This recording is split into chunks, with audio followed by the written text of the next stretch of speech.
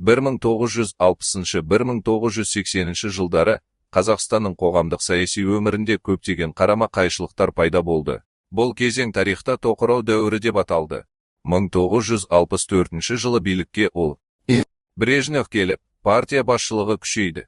Барлық маңызды шешімдер тек партия арқылы қабылданды. Халықтың мемлекеттік басқаруға қатысуы шектеулі болды. Кеңестер, кәсіподақтар және комсомол қоғамды толық бақылап отырды. Бірақ бұл ұйымдардың көпшілігі шынайы дербес рөл атқарған жоқ. Барлығы партияға бағынышты болды. 70-80 жылдары халық шаруашылығы тежелді.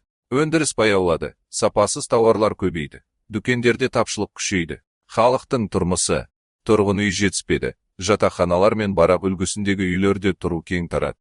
Осының бәрі қоғамдағы наразылықты күшейтіп, тоқырау кезеңінің тереңдеуіне әкелді. 1980 жылдардың соңында КСРО-ның әлсіреуі осы жылдардағы саяси және әлеуметтік мәселелердің салдары болды.